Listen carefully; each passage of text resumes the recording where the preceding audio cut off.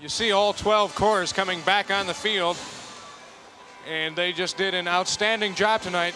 You folks at home have seen 5 of them in competition if you joined us when we came on the air 2 hours ago. The Velvet Knights of Anaheim, California were the first on. 27th Lancers of Revere, Massachusetts. The Crossmen of Philadelphia, Pennsylvania. Cavaliers of Rosemont, Illinois. The Freelancers from Sacramento, California. The Suncoast Sound from Tampa Bay, Florida.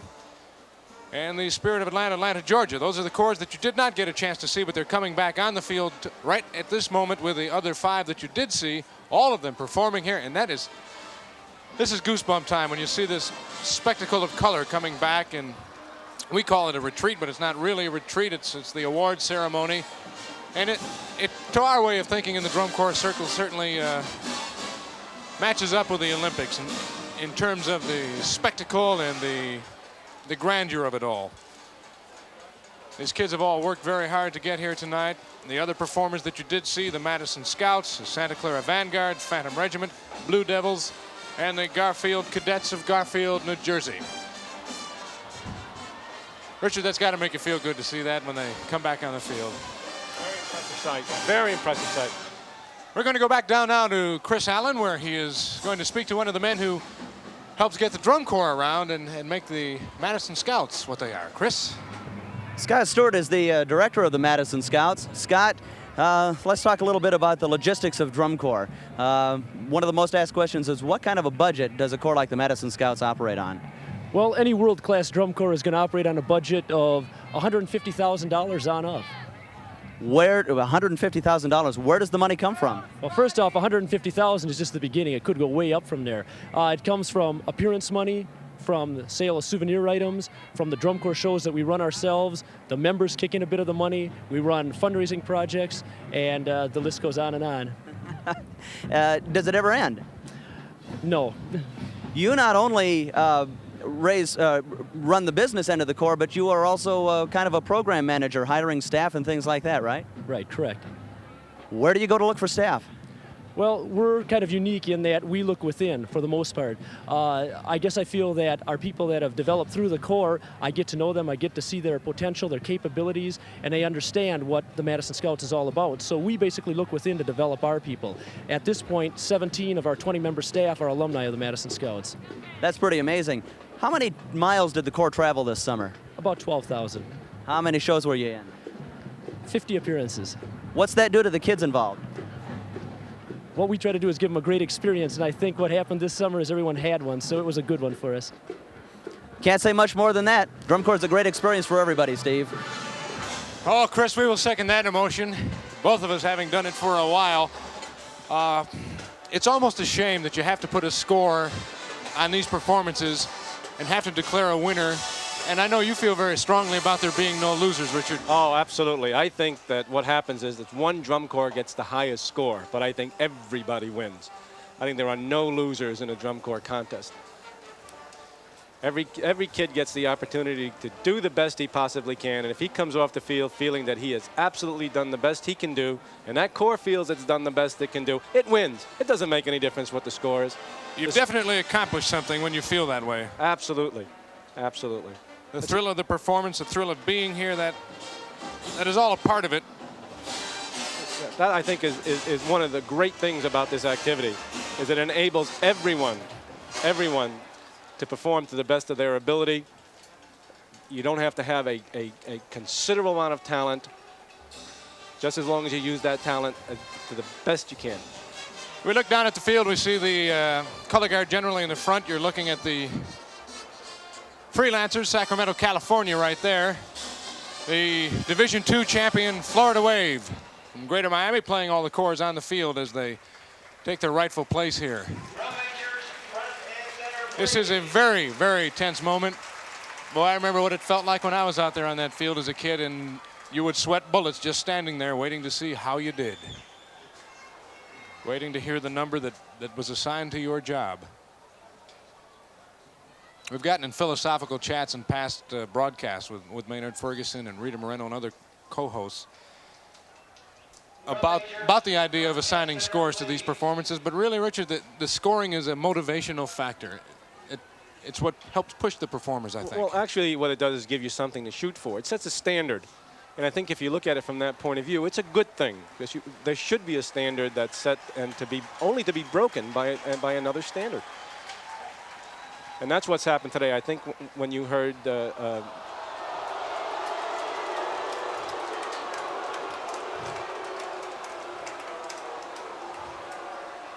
somebody's unhappy with something. They haven't even announced any of the results.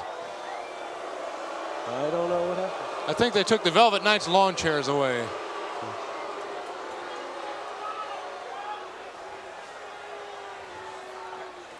Drum corps fans do tend to be very, very, very faithful to their corps. They have strong, strong senses of allegiance. Not unlike your basic hometown sports fan. And they let their feelings be known. This is a very emotional activity. You see out there about 1,400 young people between the ages of 14 and 21 who have put on a whale of a performance before some 20,000 people here at least on the concert side of Grant Field at Georgia Tech. Many of these kids tonight, while happy to be out here, are also marking what can be characterized as a sad occasion. For many of them, it is their last performance. They age out. They break the age of 21. That means they go on to be instructors or help with management or play some kind of a role in the future development of their corps.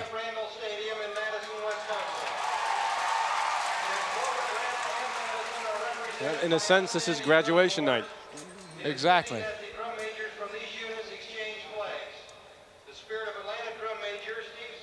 We're awaiting the announcement of the scores. It's a very big job tabulating and putting together the results of all these performances over the course of this evening.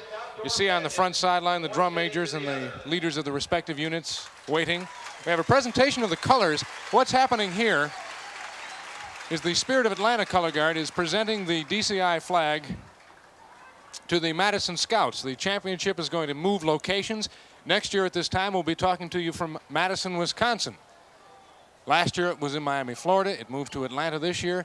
Next year to Madison. Will likely stay in Madison for 2 years, will it not, Richard? Yes, it usually stays in a championship city for 2 years.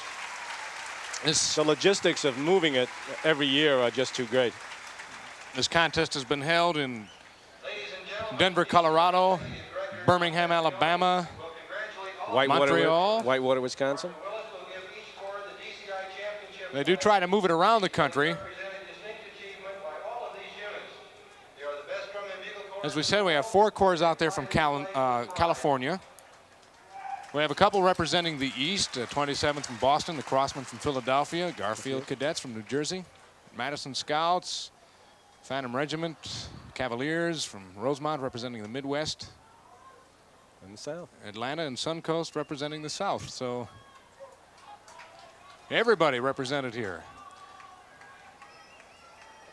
As soon as this is over and the drum corps exit the field, what you have is the most gigantic mob scene you have ever seen. Yeah. Because everybody on that field has made friends in these drum corps among themselves. And this is their last opportunity to say goodbye. That's something we should point out. There are intense rivalries out there in the course of a year. And these corps go back and forth. It's entirely possible that this title tonight will be decided by a mere 1/10 of a point. But even at that, these corps make friends amongst themselves, the competitors. A kid from Garfield may have a best friend in Santa Clara by the time the season is over. And that's what it's all about.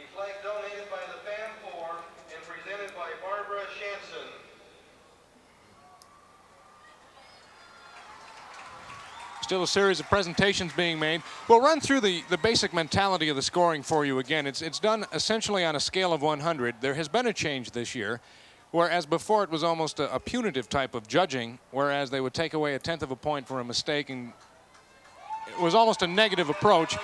It's a positive thing now, and they build the score from 100. Right now we're getting ready to announce some of the caption winners, and this could give you a clue as to who pulls the victory away. Winning the percussion caption, the Blue Devils of Concord, California. Now that bears out the results of the semifinals. The Blue Devils also taking high percussion in the semis. So that looks promising for the Devils. High M&M, the trophy donated by Remo and presented by Martha Willis. There's a tie to the Santa Clara Vanguard and Garfield Cadets. A tie for high visual between the Garfield Cadets and the Santa Clara Vanguard. High marching and maneuvering, or visual, whatever the terminology you care to use, and that forebodes some interesting things. All these things may be giving you a clue as to who pulled it out. To the Garfield Cadets. Garfield Cadets winning high general effect. That basically is the showmanship, the way they sold their show tonight.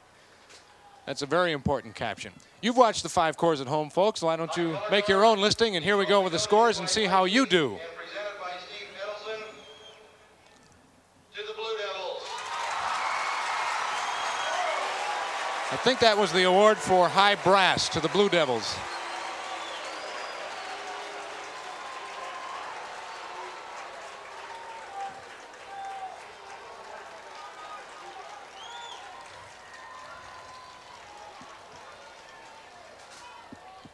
The High Brass Award. Nope. The Jim Ott Memorial Award for the best brass line, donated by the sponsors of musical enrichment and presented by President John Calabrese.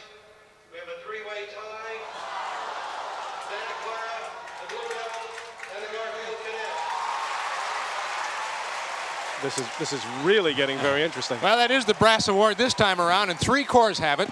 They tied Santa Clara, the Blue Devils, and Garfield. So I don't know if they're going to break that trophy into 3 pieces or how they're going to do it. I would imagine they will send out duplicates once the time comes, but that shows you how tight this competition has the potential of ending up. Here are the scores. All right, let's see if we can pick up the scores for you now. In 12th place, and a score of 83.2, the Velvet Knights. Velvet Knights, Anaheim, California, the new guys on the block tonight, finishing with an 83.2, good for 12th place. In 11th place, with a score of 85.6, the 27th Lancers. 27th Lancers of Revere, Massachusetts, finishing in 11th at 85.6. In So 10th place, they're both in the same and slots. a score of 86.3, the Crossmen. Crossmen from Westchester, Pennsylvania, just outside of Philadelphia, finishing in 10th at 86.3. In 9th place, and a score of 88.8, the Freelancers. Freelancers slipping a spot with straight 8s, 88.8 to In finish in 8th 9th. place, and a score of 89.7, the Cavaliers. The Cavaliers climb a spot, 8th place, 89.7. They flip-flop with the Freelancers. In 7th place, and a score of 92.0, Suncoast Sound. The Suncoast Sound from Tampa Bay, first corps over 90, staying in 7th where they were in the semis, scoring 92 even. In 6th place, and a score of 93.1, Spirit of Atlanta. The hometown corps, Spirit of Atlanta, held their ground in 6th at 93.1 tonight. In 5th place, and a score of 94.6, the Madison Scouts. The men of Madison staying in their spot from the semis, 5th, 94.6. That's where they were for the last 2 years, I think. In 4th place, and a score of 95.6, the Phantom Regiment. Phantom Regiment, Rockford, Illinois, dropping a spot to 4th at 95.6. In 3rd place, and a score of 97.4, Santa Clara Vanguard. Santa Clara Vanguard picking up some ground on Phantom Regiment, moving into 3rd at 97.4. These are record high scores tonight. They are high scores. 2 more to go now, the moment of truth. We have the Blue Devils At this and Garfield time, left. we would like to honor our Division II DCI champion, the Florida Wave championship flag presented by Don Pessione. Florida Wave of Greater Miami being awarded the championship flag now for winning Division II, and believe me, this is a bit of tension release here. These corps are waiting and these people are waiting now to see what happens between the Blue Devils and Garfield while acknowledging the triumph of the Florida Wave in Division II. In second place, Here we go. and a score of 97.9. The Blue Devils. The Blue Devils, second place, 97.9. That means the Garfield Cadets have once again won the DCI championship title. In first place with a score of 98.0, the Garfield Cadets. Garfield by a tenth of a point. A 1/10 of a point. 1/10 of a point, deciding the winner tonight. And it is the Garfield Cadets for the second year in a row, and a record high score of 98. Mind you, this is based on a scale of 100. Inflation is everywhere. 6/10 between the first 3 drum corps. Richard, look at those faces on those Garfield Cadet girls. That kind of tells it all, doesn't it? Tells it all and then some. Being awarded their championship medallions, there's a championship trophy. And with that, our job tonight is done. We hope you have enjoyed the spectacle that has come out of Grant Field here at Georgia Tech University in Atlanta. It has been a super night of some exquisite performances. Absolutely. We catch our breath now and bid you adieu, and thank you for joining us. On behalf of Dr. Richard Santo, I'm Steve Rondinero. We'll see you next year from Madison, Wisconsin. Thank you, and good night from Atlanta.